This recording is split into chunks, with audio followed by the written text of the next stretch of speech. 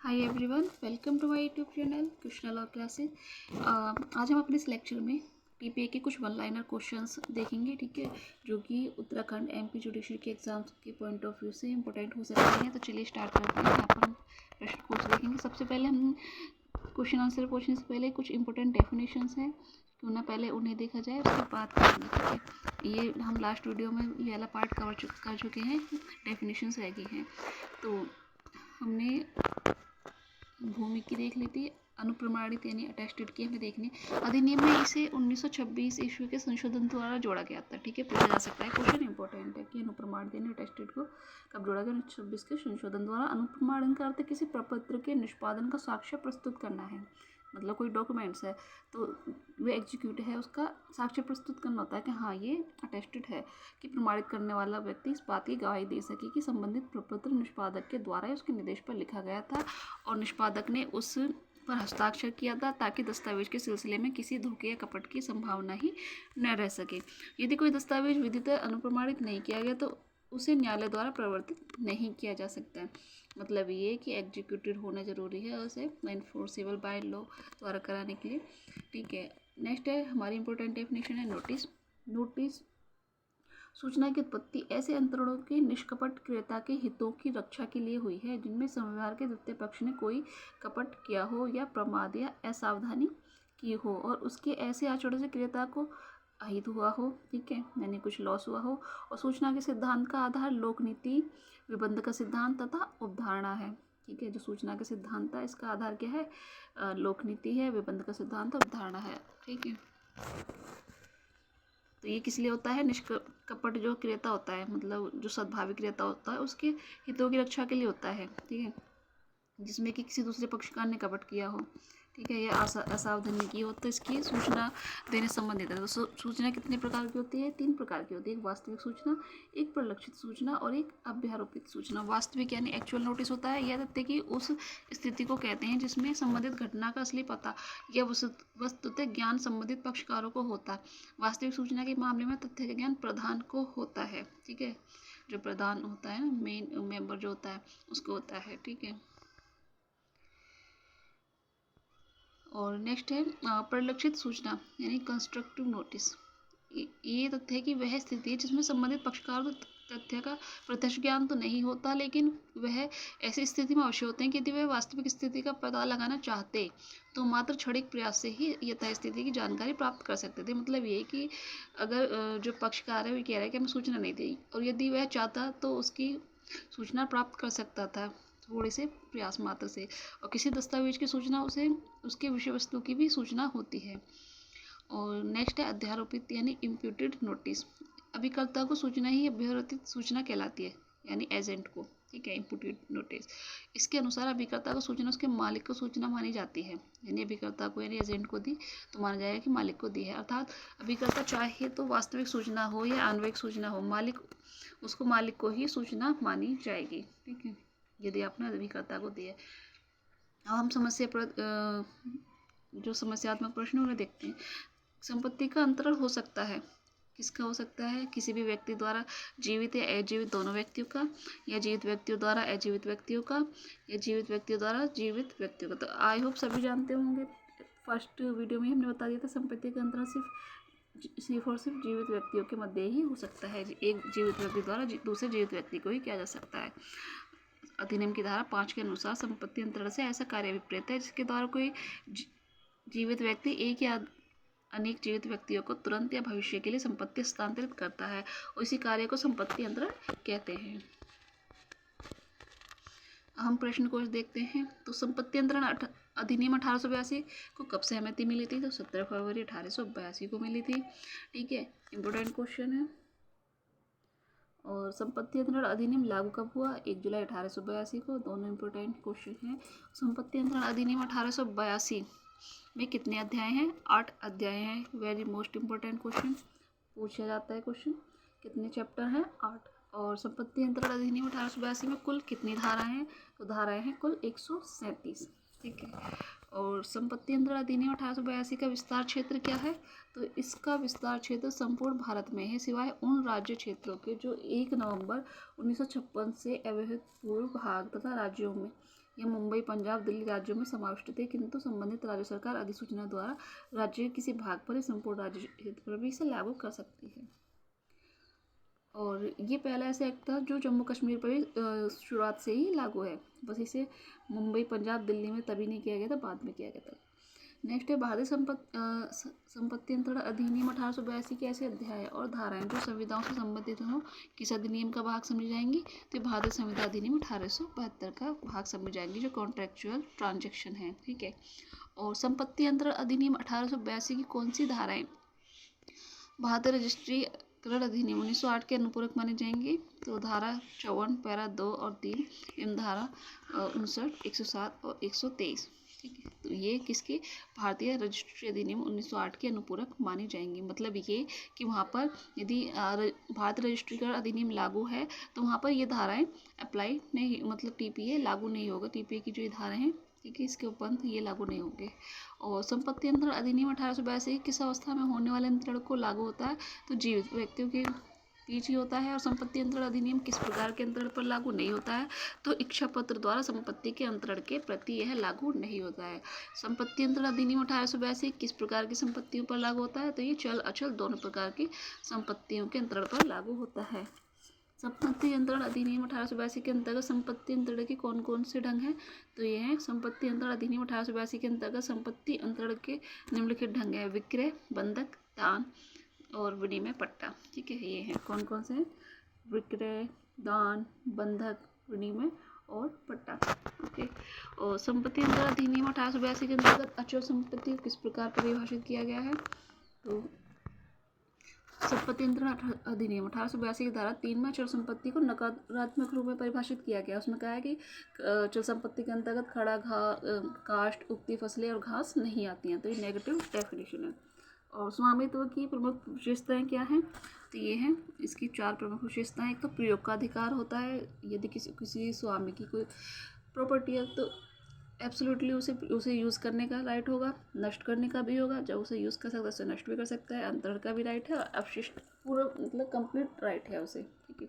आंग्ल विधि में संपत्ति विधि के कितने सिद्धांत थे, तो आंग्ल विधि में संपत्ति विधि के 2 महत्वपूर्ण सिद्धांत, एक था डॉक्ट्रिन ऑफ टेनर और डॉक्ट्रिन ऑफ एस्टेट। किसने कहा था कि भूमि मृत्यु की पत्नी है, मनु ने कहा था।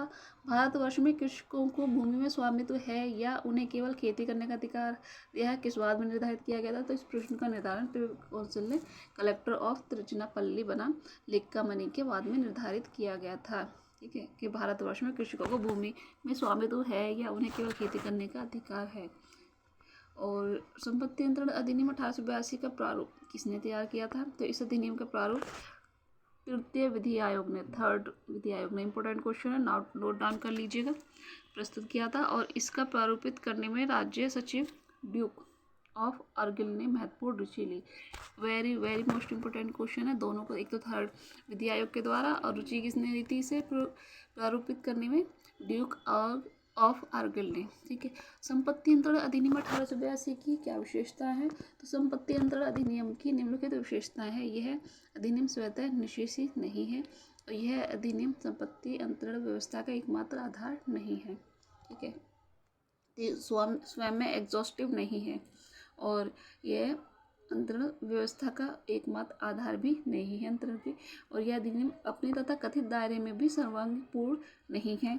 यह अधिनियम पूरक व्यवस्था की परिकल्पना पर आधारित है और संपत्ति अंतरण अधिनियम जीवित व्यक्तियों के बीच हुए अंतरणों को ही लागू होता है।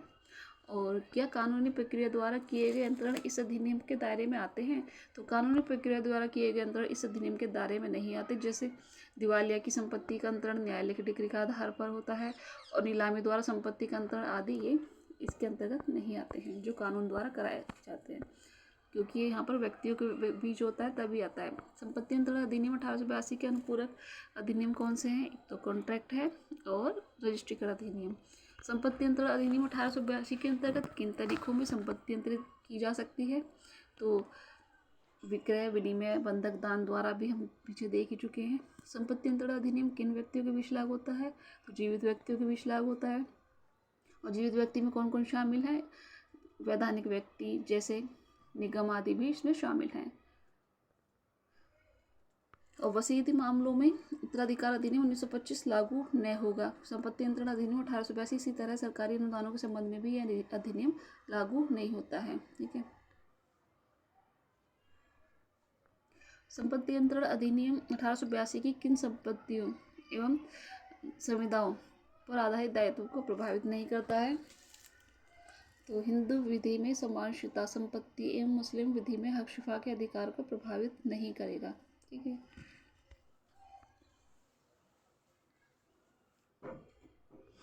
नेक्स्ट है संपत्ति नियंत्रण अधिनियम के सिद्धांत किन प्रक्रियाओं में लागू नहीं होते हैं? तो संपत्ति नियंत्रण अधिनियम वसीयती व निर्वसीयती, उत्तराधिकार, जब्ती, दिवालियापन एवं न्यायालयिक विक्रोह, सरकारी अनुदानों आदि में लागू नहीं होते हैं। ठीक है। ये क्वेश्चन इस तरह से पूछ लिया जाएगा। ये इनमें से 4 ऑप्शन दे दिए जाएंगे, एक अलग दे दिया जाएगा। तो आपको देखना है वसीयती, निर्वसीयती, उत्तराधिकार, जब्ती, दिवालियापन, न्यायालय विक्रय और सरकारी अनुदानों में यह लागू नहीं होता है, क्योंकि इन कार्यों में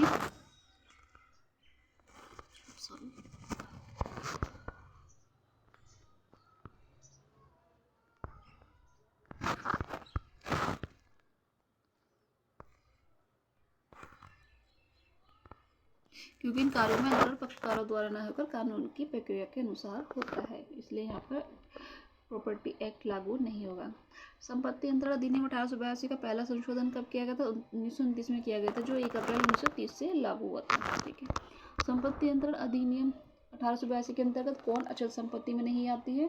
तो इस अधिनियम के अंतर्गत अचल संपत्ति के अंतर्गत खड़ा काष्ठ, उगती फसलें तथा घासें नहीं आती हैं। यद्यपि यह अचल संपत्ति है, परंतु इस अधिनियम के अंतर्गत इन्हें चल ही माना गया है, क्योंकि इनका एक फंडा होता है। जैसे कि मान लीजिए कोई वृक्ष है, ठीक है, वो जब तक फल दे रहा है वह अचल संपत्ति है। जब वह फल देने बंद हो जाए, यानी खड़ा काष्ठ की तरह हो जाए, तो वह क्या होंगे? वे चल संपत्ति मानी जाएंगी। संपत्ति नियंत्रण अधिनियम में के अंतर्गत वृक्षों को कितने भागों में बांटा गया? तो इस अधिनियम के अंतर्गत वृक्षों को 3 भागों में बांटा गया है। एक काष्ठ देने वाले वृक्ष, ठीक है, एक खड़े काष्ठ और फलदार वृक्ष। सभी काष्ठ देने वाले वृक्ष चल संपत्ति नहीं कहे गए हैं, केवल खड़े काष्ठ ही चल संपत्ति हैं। ठीक है। और बबूल, नीम, शीशम आदि को खड़ा काष्ठ कहते हैं। ठीक है, अच्छे से ध्यान से देख लीजिए। बबूल, नीम, शीशम आदि को खड़ा काष्ठ कहता है, यानी कि चल संपत्ति होंगी। और क्योंकि इनका मुख्य उपयोग इमारती लकड़ी के लिए होता है, मतलब कि वहाँ से काट देने के लिए होगा। और परंतु काष्ठ देने वाले वृक्ष में फलदार वृक्ष आते हैं, इनका मुख्य उपयोग फल के लिए होता है। बाद में सूख जाने पर इसका उपयोग लकड़ी के रूप में होता है। नेक्स्ट, रजिस्ट्रेशन अधिनियम 1908 के अंतर्गत कौन सी अचल संपत्तियां हैं? तो रजिस्ट्रेशन अधिनियम के अंतर्गत अचल संपत्ति की अवधारणा में भूमि, वंशानुगत भत्ते, प्रकाश मार्ग, नौचालन, मत्स्य पालन या भूमि से होने वाले अन्य फायदे, भूमि से संलग्न वस्तुएं, ऐसी वस्तुओं से स्थायी रूप से बंधी हुई वस्तुएं शामिल है। ठीक है। कौन सी संपत्ति हैं? अचल हैं। क्या क्या? भूमि, वंशानुगत भत्ते, प्रकाश मार्ग, नौचालन, मत्स्य पालन या भूमि से होने वाले अन्य फायदे। ठीक है। और भूमि से संलग्न वस्तुएं, ऐसी वस्तुओं से स्थायी रूप से बंधी हुई वस्तुएं।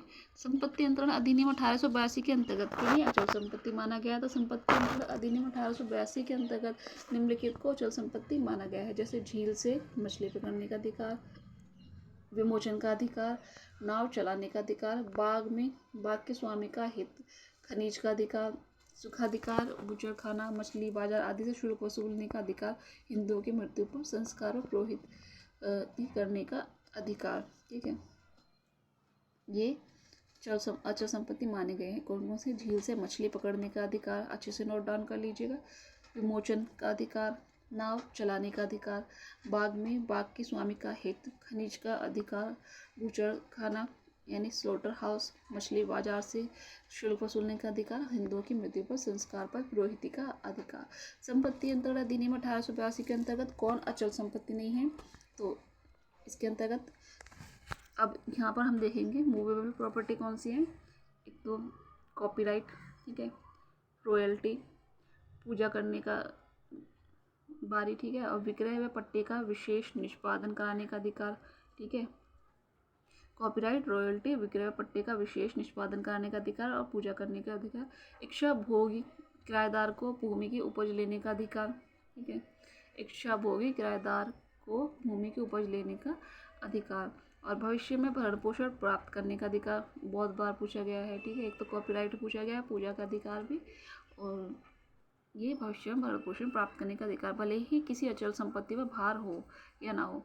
यजमान वृत्ति, सिनेमाघरों में लगी वस्तुएं, मशीनें जो जमीन से जुड़ी न हो, अचल संपत्ति को बेच देने का अधिकार वाली डिग्री के अंतर्गत आएंगे। वैध अनुप्रमाणन के लिए क्या अनिवार्य है? तो इसके लिए 2 या 2 से अधिक साक्ष्यों का हस्ताक्षर अंतरणकर्ता के सामने होना चाहिए, यही वैध अनुप्रमाणन है।